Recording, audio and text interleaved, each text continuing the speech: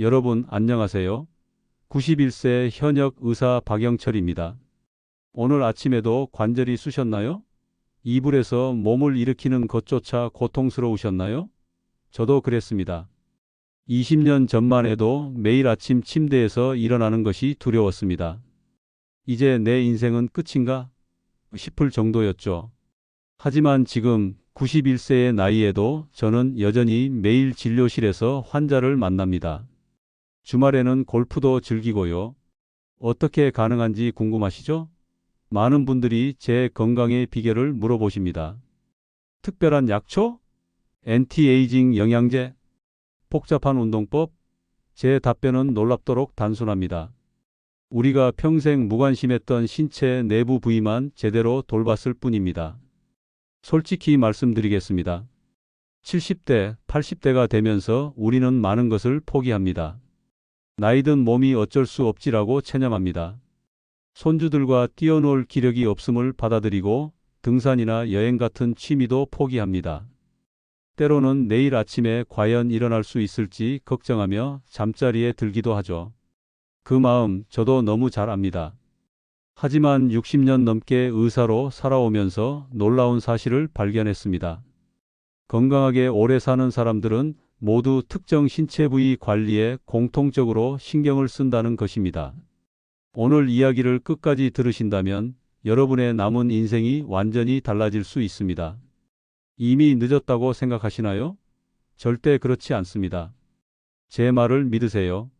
그리고 더 많은 건강 비결을 계속 받아보시려면 지금 바로 구독 버튼을 눌러주세요. 알림 설정도 해두시면 다음 건강 비결을 놓치지 않으실 겁니다. 이 영상이 도움되셨다면 좋아요 버튼도 꼭 눌러주세요. 여러분의 작은 응원이 저에게는 큰 힘이 됩니다. 자, 이제 제가 60년간의 의료 경험으로 발견한 놀라운 건강 비밀을 함께 나눠볼까요? 인체는 하나로 연결된 시스템입니다. 그중 몇몇 부위는 마치 고속도로의 주요 교차로처럼 전신 건강에 결정적 영향을 미칩니다. 제가 발견한 4가지 부위 관리법은 놀랍도록 간단합니다.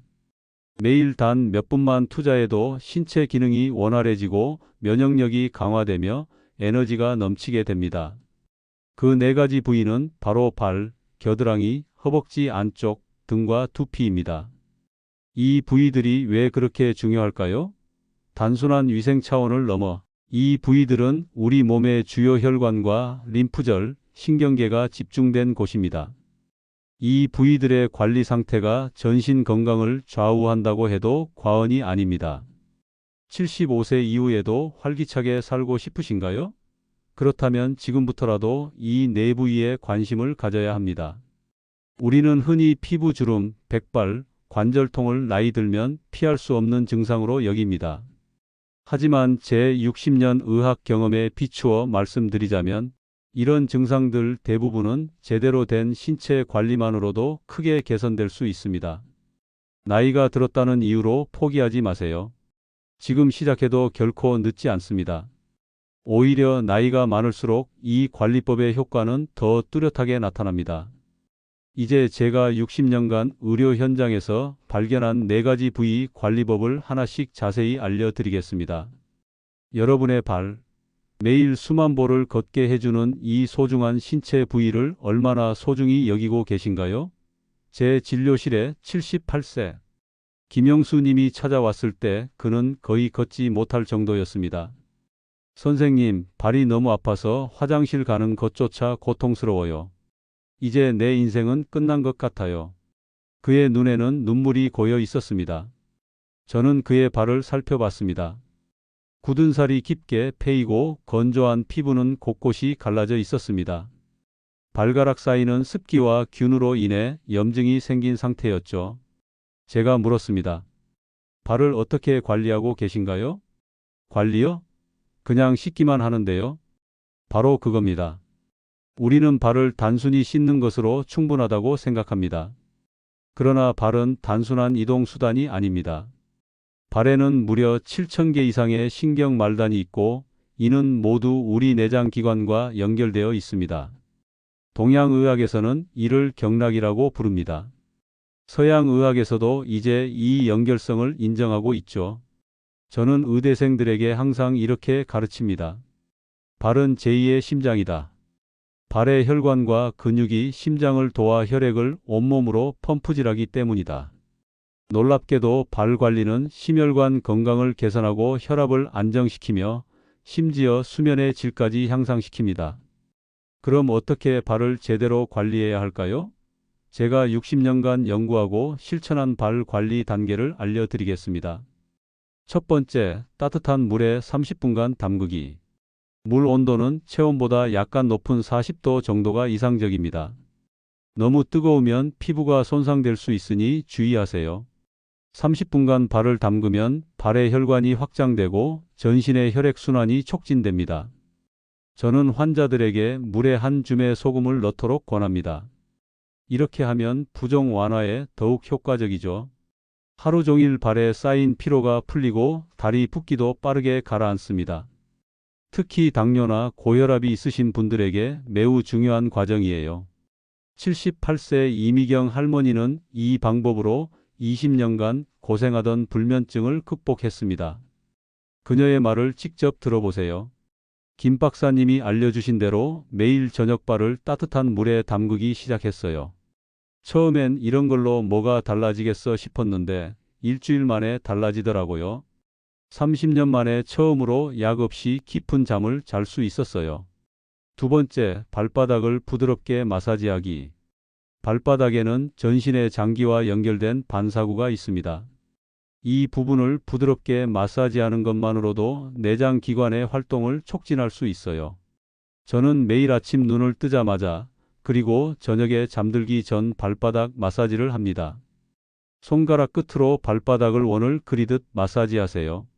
특히 발뒤꿈치와 발가락 사이의 발볼 부분을 중점적으로 마사지하면 좋습니다.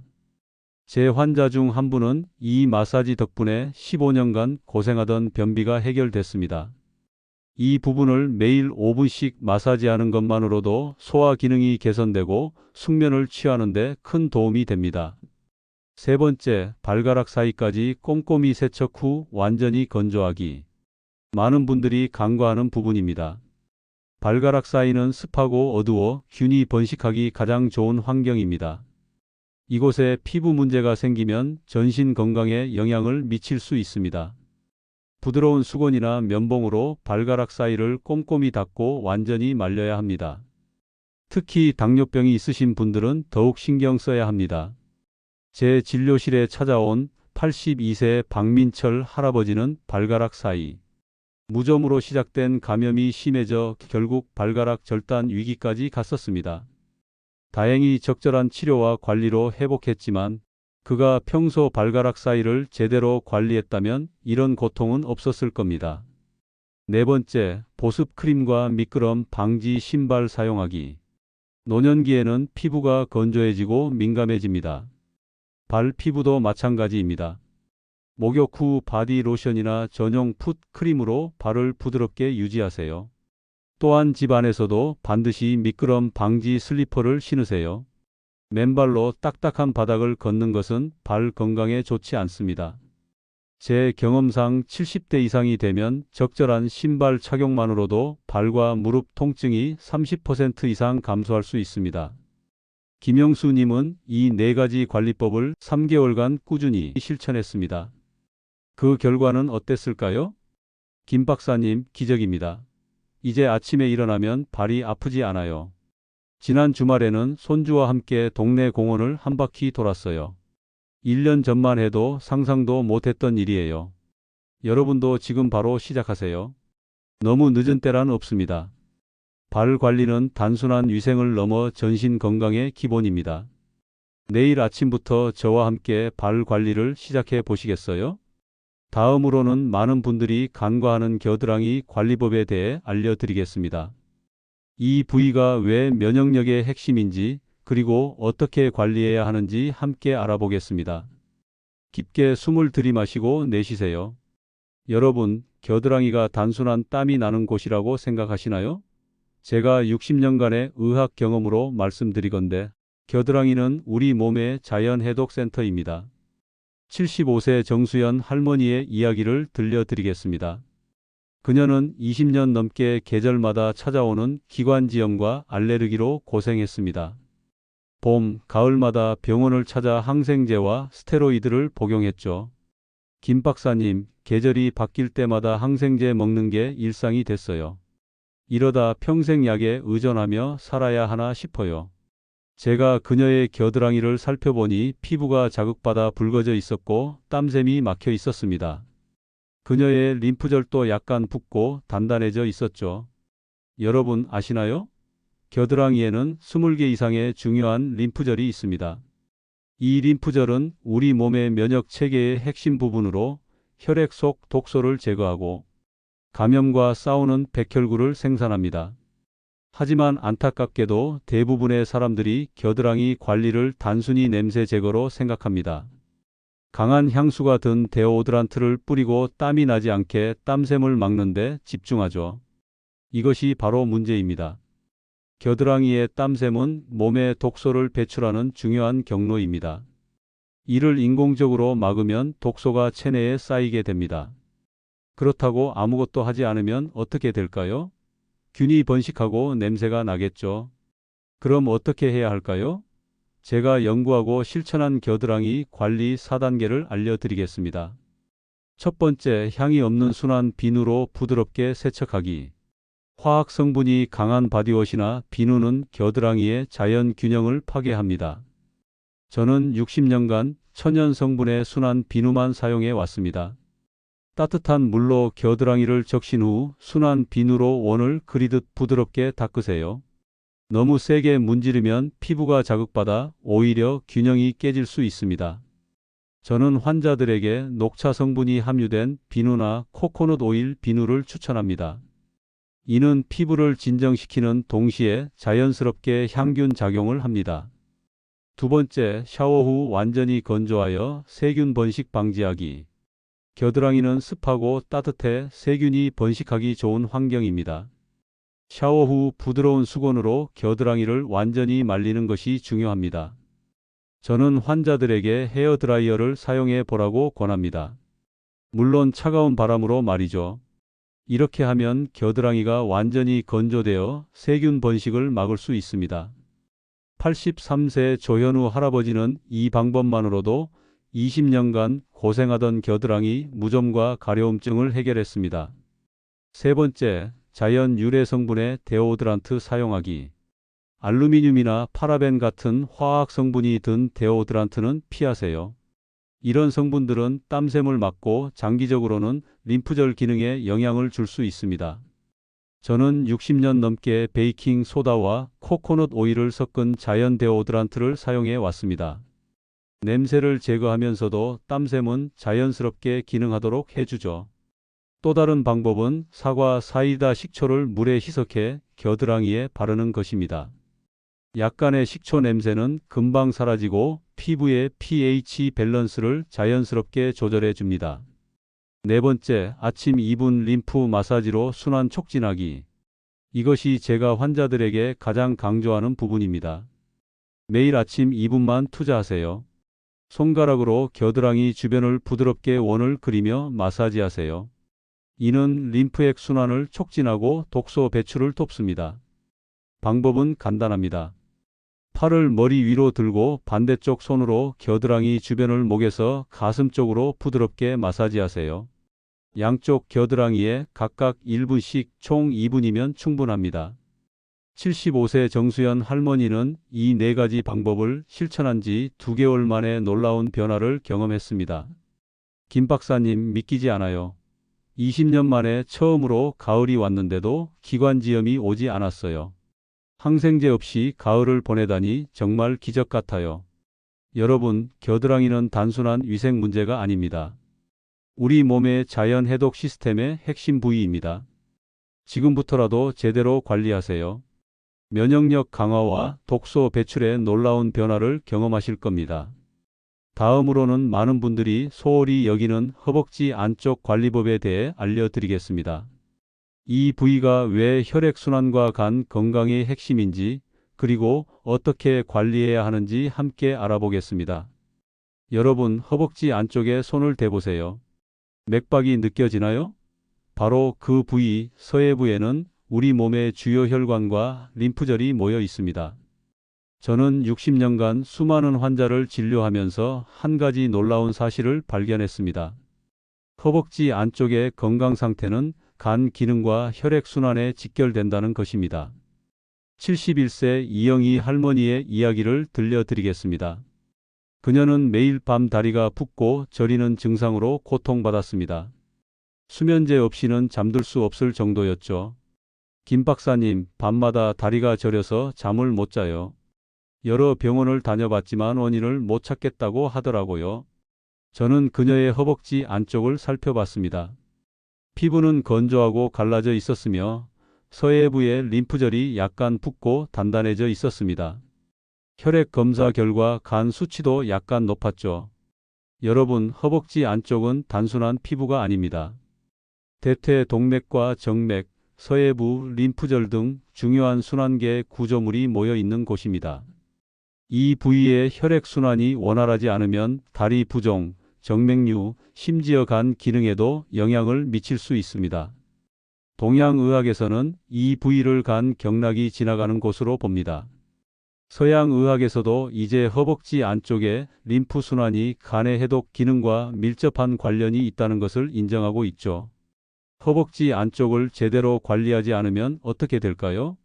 혈액순환이 저하되고 독소가 쌓이며 결국 만성 피로와 부종으로 이어집니다.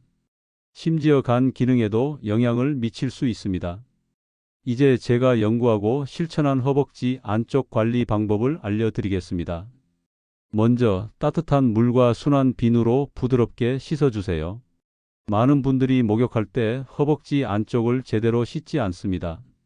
특히 나이가 들면 몸이 뻣뻣해져 이 부위에 손이 잘 닿지 않기도 하죠. 따뜻한 물로 허벅지 안쪽을 충분히 적신 후 천연 성분의 순한 비누로 부드럽게 씻어주세요. 강한 화학 성분의 바디워시는 피부를 상하게 할 수 있으니 쓰지 않는 게 좋습니다. 저는 목욕용 스펀지나 부드러운 수건을 긴 막대에 감아 사용하는 방법을 환자들에게 알려드립니다.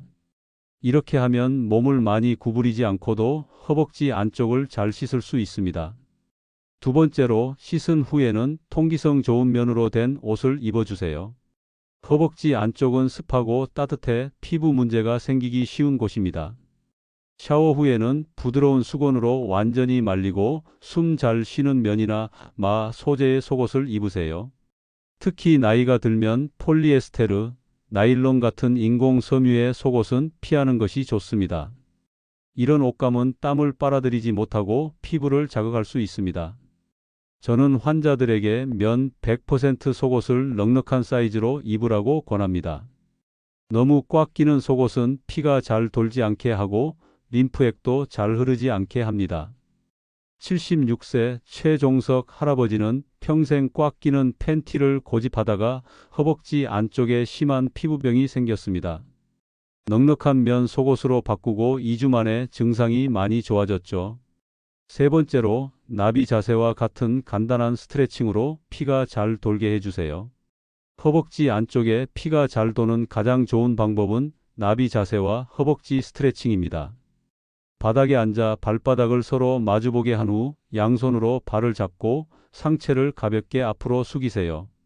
무릎을 부드럽게 위아래로 움직이며 허벅지 안쪽 근육을 풀어주는 겁니다. 너무 힘들면 어떡하죠? 걱정하시는 분들을 위해 침대에 누워서 할 수 있는 쉬운 방법도 있습니다. 누운 상태에서 한쪽 다리를 구부리고 무릎을 옆으로 눕혀 허벅지 안쪽을 쭉 펴주세요.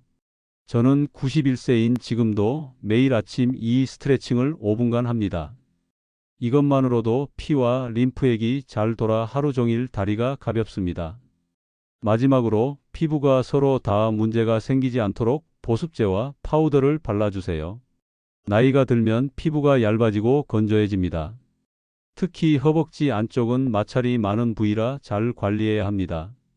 저는 환자들에게 샤워 후 바세린이나 코코넛 오일 같은 천연 보습제를 바르라고 권합니다. 특히 여름철에는 땀으로 인한 마찰을 줄이기 위해 옥수수 전분 가루를 살짝 뿌리는 것도 좋은 방법입니다. 71세 이영희 할머니는 이 네 가지 방법을 실천한 지 한 달 만에 놀라운 변화를 경험했습니다. 박 박사님, 믿기지 않아요. 이제 밤에 다리가 저리지 않아 수면제 없이도 잘 수 있어요. 다리 부종도 많이 줄고 병원에서 간 수치도 정상으로 돌아왔대요. 여러분, 허벅지 안쪽은 단순한 피부가 아닙니다. 피가 잘 돌게 하고 간 건강을 지키는 중요한 부위입니다. 지금부터라도 제대로 관리하세요. 다리 부종, 만성 피로, 간 기능이 놀랍게 좋아지는 것을 경험하실 겁니다. 다음으로는 많은 분들이 소홀히 여기는 등과 두피 관리법에 대해 알려드리겠습니다. 이 부위가 왜 뇌 건강과 신경계 기능에 중요한지, 그리고 어떻게 관리해야 하는지 함께 알아보겠습니다. 여러분, 몸이 피곤하고 기억력이 떨어지는 것이 단순히 나이 때문이라고 생각하시나요? 75세 조명자 할머니는 요즘 들어 기억력이 급격히 떨어지고 항상 피곤함을 느꼈습니다. 그녀는 이것이 치매의 시작이라고 두려워했죠. 박 박사님, 요즘 손주 이름도 가끔 헷갈려요. 이게 치매의 시작인가요? 너무 무섭습니다. 저는 그녀의 등과 두피를 살펴봤습니다. 딱딱하게 굳은 근육, 건조한 두피, 현저히 감소한 혈액순환. 예상했던 대로였습니다. 등과 두피는 단순히 씻는 부위가 아닙니다. 이 부위는 중추 신경계와 직접 연결되어 있으며 뇌로 가는 피의 공급에 중요한 역할을 합니다. 의학적으로 볼 때 목과 등 위쪽의 근육은 뇌로 가는 혈관과 신경에 직접적인 영향을 미칩니다. 이 근육들이 뭉치면 뇌로 가는 피의 흐름이 감소하고 결과적으로 기억력과 인지 기능이 떨어집니다. 두피도 마찬가지입니다. 두피의 건강은 뇌 건강과 직결됩니다. 두피에 피가 잘 돌지 않으면 뇌로 가는 영양 공급이 감소하고 이는 생각하는 기능이 떨어지는 원인이 될 수 있습니다. 이제 제가 연구하고 실천한 등과 두피 관리 방법을 알려드리겠습니다. 먼저 미지근한 물과 부드러운 브러쉬로 등을 씻어주세요. 목욕할 때 대부분의 사람들은 등을 제대로 씻지 못합니다. 특히 나이가 들면 팔이 뻣뻣해져 등 전체에 손이 닿지 않는 경우가 많죠. 저는 환자들에게 긴 손잡이가 달린 부드러운 목욕 브러쉬를 사용하라고 권합니다. 미지근한 물로 등을 적신 후 부드러운 원을 그리며 척추에서 바깥쪽으로 마사지하듯 씻으세요. 이렇게 하면 등에 피가 잘 돌고 뭉쳐있던 근육이 풀립니다. 또한 뇌로 가는 피의 흐름이 좋아져 머리가 맑아지는 효과도 있습니다. 79세 김철수 할아버지는 이 방법을 실천한 후 샤워만 해도 머리가 맑아지는 것 같다고 말했습니다. 두 번째로 두피 마사지를 통해 뇌로 가는 피의 흐름을 좋게 해주세요. 두피 마사지는 뇌 건강에 놀라운 효과가 있습니다. 두피에는 수많은 혈관이 있어 적절한 마사지는 뇌로 가는 피의 흐름을 직접 좋게 합니다. 저는 매일 아침과 저녁 손가락 끝으로 두피 전체를 부드럽게 마사지합니다. 방법은 간단합니다. 손가락 끝으로 두피를 부드럽게 원을 그리며 5분간 마사지하세요. 이때 너무 세게 누르지 마세요. 샴푸할 때도 두피를 부드럽게 마사지하듯 씻으면 좋습니다. 특히 뒤통수와 관자놀이 부분은 뇌로 가는 중요한 혈관이 지나는 곳이니 신경 써서 마사지해 주세요. 75세 조명자 할머니는 이 마사지를 시작한 지 2주 만에 머리가 맑아지고 기억력도 좋아진 것 같다고 말했습니다. 세 번째로 아침에 간단한 스트레칭으로 척추를 유연하게 유지하세요. 척추는 우리 신경계의 고속도로입니다. 척추의 유연성은 온몸의 신경 전달과 피의 흐름에 직접적인 영향을 미칩니다. 저는 91세인 지금도 매일 아침 5분간 간단한 척추 스트레칭을 합니다. 방법은 쉽습니다. 침대에 앉아 천천히 머리를 좌우로 돌리고 앞뒤로 움직여 보세요. 그런 다음 어깨를 천천히 돌리고 상체를 천천히 옆으로 구부려 보세요. 너무 어려워요. 걱정하시는 분들을 위해 침대에 누워서 할 수 있는 더 쉬운 방법도 있습니다. 무릎을 구부린 채 누워서 엉덩이를 살짝 들어 올렸다 내리는 것만으로도 허리 척추의 유연성을 유지할 수 있습니다. 저의 오랜 환자 중 한 분인 83세 임재훈 할아버지는 이 스트레칭을 시작한 지 한 달 만에 15년간 시달렸던 만성 요통이 크게 좋아졌다고 합니다. 마지막으로 저녁 시간에 5분만 마사지를 하면 깊은 잠을 잘 수 있습니다. 잠자기 전 5분간의 등과 목 마사지는 깊은 잠을 자는데 큰 도움이 됩니다. 이는 척추를 따라 달리는 뭉친 근육을 풀어주고 중추 신경계를 편안하게 해주는 효과가 있습니다. 방법은 간단합니다. 마사지 크림이나 오일을 손에 덜어 목부터 허리까지 부드럽게 마사지해 주세요. 특히 목과 어깨 부분의 뭉침을 풀어주는 것이 중요합니다. 혼자 하기 어렵다면 테니스 공 2개를 양말에 넣어 바닥에 놓고 그 위에 누워 천천히 움직이는 방법도 있습니다. 이렇게 하면 등에 뭉친 근육을 효과적으로 풀 수 있습니다. 75세 조명자 할머니는 이 4가지 방법을 실천한 지 2달 만에 놀라운 변화를 경험했습니다. 박 박사님, 기적입니다. 이제 손주 이름을 헷갈리지 않아요. 머리가 훨씬 맑아졌고 힘도 넘쳐요. 가족들도 제가 달라졌다고 말해요. 여러분, 등과 두피는 단순한 씻는 부위가 아닙니다. 뇌 건강과 신경계 기능에 중요한 부위입니다. 지금부터라도 제대로 관리하세요. 기억력, 생각하는 능력, 활력에 놀라운 변화를 경험하실 겁니다. 이제 마지막으로 이 모든 관리법을 일상에 어떻게 쉽게 넣을 수 있는지 알려드리겠습니다. 지금까지 건강의 핵심인 4가지 신체 부위와 그 관리법에 대해 알아보았습니다. 발, 겨드랑이, 허벅지 안쪽, 등과 두피. 이 부위들이 우리 건강에 얼마나 중요한지 이제 아시겠죠? 그런데 너무 많은데 어떻게 다 관리해야 할지 어려워요. 라고 생각하실 수 있습니다. 걱정 마세요. 저는 60년간의 의학 경험을 통해 가장 효과적이면서도 계속할 수 있는 방법을 찾아냈습니다. 이제 건강한 습관을 만드는 방법 5분의 기적에 대해 말씀드리겠습니다. 가장 중요한 것은 한 번에 모든 것을 바꾸려 하지 않는 것입니다. 조금씩 바꾸는 것이 가장 효과적이고 오래 계속할 수 있습니다. 먼저 요일별로 한 부위에 집중해서 관리하세요. 일주일에 각 요일마다 한 부위에 집중하는 겁니다. 월요일은 발 관리의 날, 수요일은 겨드랑이 관리의 날, 금요일은 허벅지 안쪽 관리의 날, 일요일은 등과 두피 관리의 날로 정하세요. 나머지 날은 기본적인 씻기만 신경 쓰세요. 이렇게 하면 부담 없이 각 부위를 집중적으로 관리할 수 있습니다. 두 번째로 각 부위마다 딱 5분만 시간을 내세요. 각 부위당 단 5분만 투자하세요. 5분은 누구나 만들 수 있는 시간입니다. 저는 91세의 현역 의사로서 말씀드립니다. 건강을 위한 가장 중요한 비결은 대단한 것이 아니라 작은 습관을 꾸준히 실천하는 것입니다. 저는 매일 아침 눈을 뜨면 제일 먼저 발바닥 마사지를 합니다. 식사 후에는 5분간 허벅지 스트레칭을 하고 저녁 샤워 시간에는 등 브러싱과 두피 마사지에 집중합니다. 이 모든 것이 하루 15분도 채 걸리지 않습니다. 세 번째로 새 습관을 매일 하는 일과 연결하세요. 새로운 습관을 매일 하는 일과 연결하면 쉽게 습관이 됩니다. 예를 들어 아침 커피를 마실 때 발 마사지를 하고 TV 뉴스를 볼 때 허벅지 스트레칭을 하고 샤워할 때 등 브러싱과 두피 마사지를 하고 잠들기 전에 겨드랑이 주변 림프 마사지를 하면 좋습니다. 이렇게 하면 시간이 없다는 핑계를 대지 않게 됩니다. 마지막으로 조금씩 바꾸는 힘을 믿으세요. 너무 늦었어. 절대 그렇지 않습니다. 저는 60년 넘게 수많은 노인 환자를 진료해 왔습니다. 가장 놀라운 변화를 보인 환자들은 80대, 심지어 90대에 이런 관리법을 시작한 분들이었습니다. 86세 박정희 할머니는 4가지 부위 관리법을 시작한 지 6달 만에 혈압약 양을 절반으로 줄였고 10년간 시달렸던 불면증 문제도 해결했습니다.